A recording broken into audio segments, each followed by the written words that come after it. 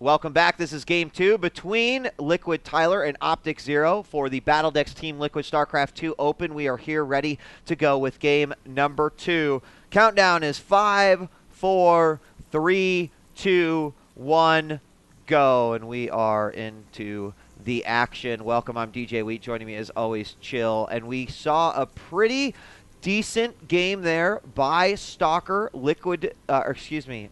Stalker OptikZero.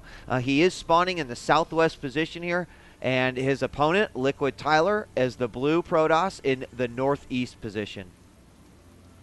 Something, this is kind of when you get into the nitty gritty of Brood War and now StarCraft 2. Something that's nice to notice in the beginning is we saw LiquidTyler split to these two kind of concave patches, the one at the top and the one at the right. And what that does is it forces the 4 probes to go to these close minerals, which are surrounding those indented minerals. Meanwhile, OptikZero did not do that. He split to the left and the bottom mineral. And what that means is that the income of LiquidTyler is going to be just a slight bit quicker at the start of the game. And that's something as the game progresses and these little details become more necessary. That's something we're really going to see people focus, is getting on those fast patches in StarCraft 2. Yeah,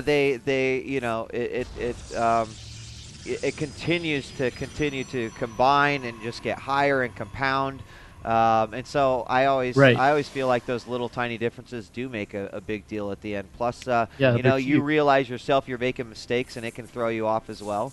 Not really huge mistakes so early, but if you can see how much people have practiced specific things just to edge out that little bit of an advantage. Not going to necessarily decide or turn the tide of a game, because as we saw, our opponent against LiquidTyler, OptikZero, was able to take a game just fine. We do have Pylon being put in the back of the first gateway up front. I suspect that we'll get exactly the same thing that we saw in the last game with a gateway and then cybernetics core gateway opening, as we do have the 2 Zealots actually coming out by Tyler, and they are rallied far away. So it looks like Tyler may have chosen to go with this particular selection so that he could put some pressure early on. Yeah, and it looks like we've got 2 Zealots queued up for OptikZero as well, now putting down a cybernetics core, but they are rallied defensively. So looks like OptikZero has decided to take the defensive stance, whereas Tyler, more confident in his aggression, moving right in with that probe and Zealot, going to try to 2-hit the probes that are on the line. Where is OptikZero going? Looks like, what? Okay, he just wanted to take a little jog to the right. Now the Zealot's streaming right in. This is going to be so key. We'll have to see how many kills he gets. Probes dashing around and not attacking, so they can't get targeted. 1 probe down so far, and 2 probes down. Okay, and looks like Tyler's going to escape with his probe, so looks like that's going to even out, but he's moving in with the second Zealot. 2 more OptikZero's Zealots chasing that in. 1 Zealot going in. A probe is in the orange, but not getting targeted. Another one in the red, not getting targeted. And Tyler not killing anything there. Wow, this guy's defense, OptikZero, is sick. He definitely got the benefit of that. Wow. Yeah, that was pretty nice. He didn't get, in the first 2, he took out 2 workers. That amounts to the 100 that he spent on the Zealot. Unfortunately, now we may have a counterattack coming out as that probe is Hurley trying to get home and wants to see if he could find some comfort in units back here. There was a Stalker here momentarily. He went to the back, and this could be bad if he just waltzes right up here. 2 Zealots and a Stalker. We do have another Stalker coming out. That could make all the difference here. We'll see how Tyler micros these. His 1 Stalker already down to just about 70% health, and these Stalkers haven't done any damage at all yet. I'm not sure if he's just trying to run them around and then kind of work the Zealots a little bit. Here now, finally, he starts to do it, but he's got that other Zealot on the probe line, taking out probes. Another Stalker will come out from the gateway, and another Stalker from OptikZero joins the fight, and I do not think this looks good for Tyler. And that Zealot that was attacking probes actually got 7 kills before it got taken out, and I believe those were all probe kills. The Zealot of OptikZero is still alive. Meanwhile, he's running his own Stalkers back here, just targeting probes. We're going to go ahead and throw up the income tab. We can see that LiquidTyler down at 16 harvesters, whereas OptikZero up at 19. And meanwhile, he's got 3 warp gates.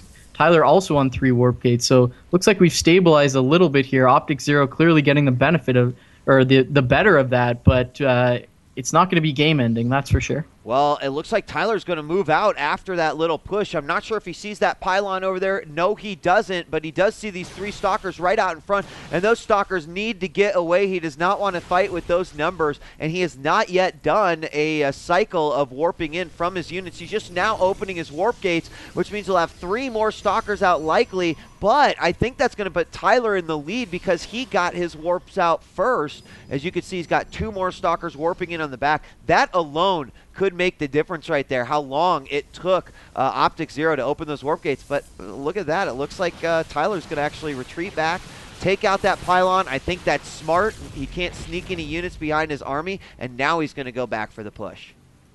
Yeah, it's hard to tell who's ahead here because OptikZero has sacrificed the pylon, but he's up at 4 warp gates. He's got 2 more harvesters. LiquidTyler has more units. But here we go, moving right in. He's sending the Zealot in first to scout, doing nice targeting, taking out the Zealot. Now it's only Stalker against Stalker, but I feel like OptikZero has a benefit of this. Tyler's still warping in more units at the front. Force Field going to cut off reinforcing Stalkers, and they're just dancing around trying to get up.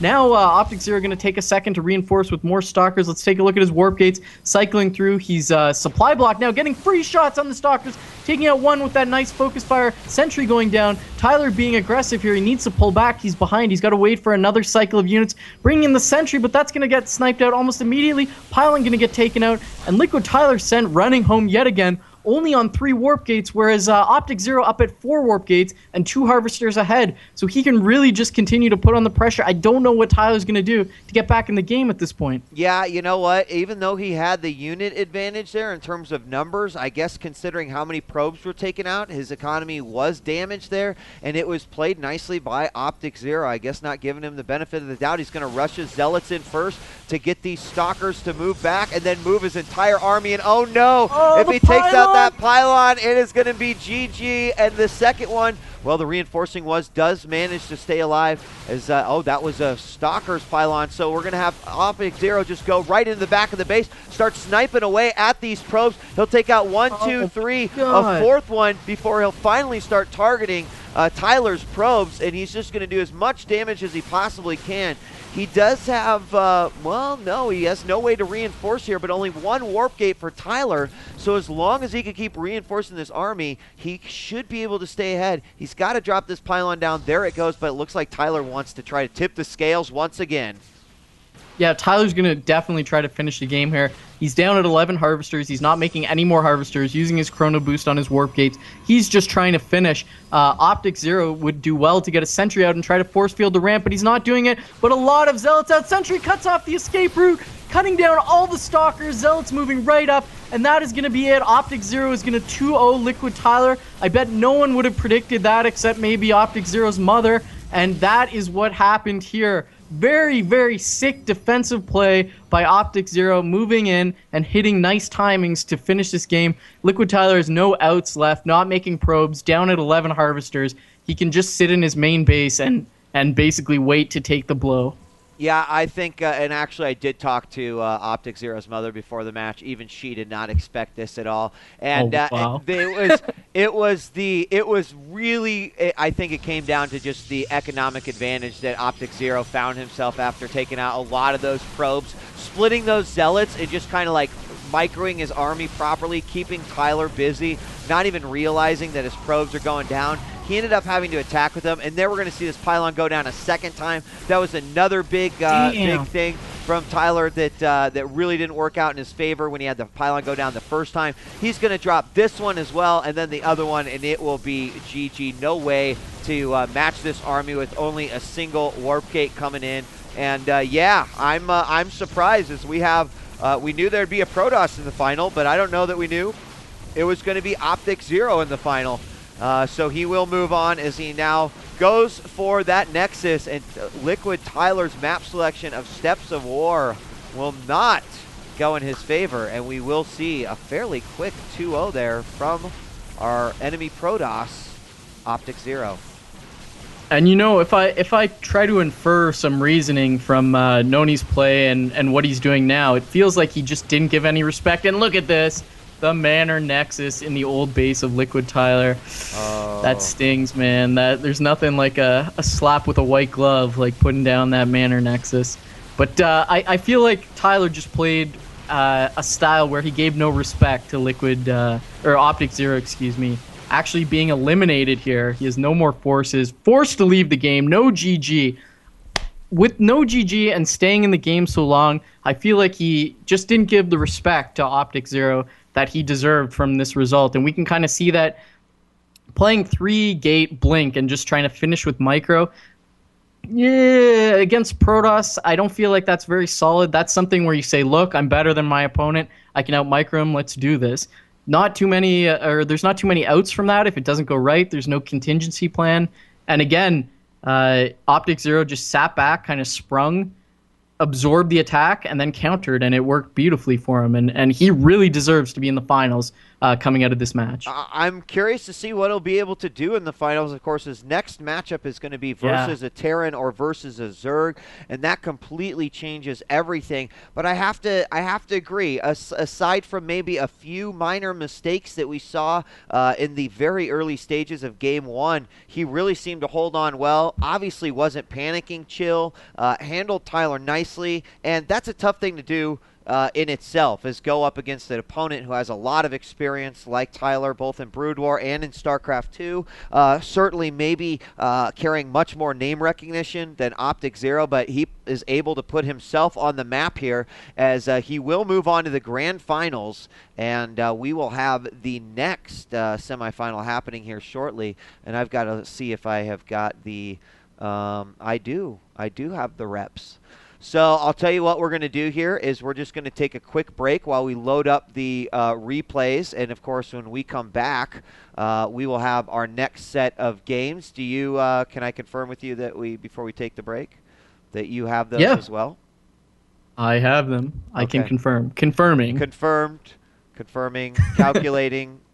And, yeah, so we will get back with the semifinal number 2 for the BattleDex Team Liquid StarCraft 2 Open. I'm DJ Wheat. Joining me is Chill, and we promise we won't be too long as we will stage the second semifinal. It is going to be Boxa versus Master Asia. And, of course, when I come back, we'll ask the question everyone wants to ask Chill that is on his mind. What the hell is with the nick Boxa?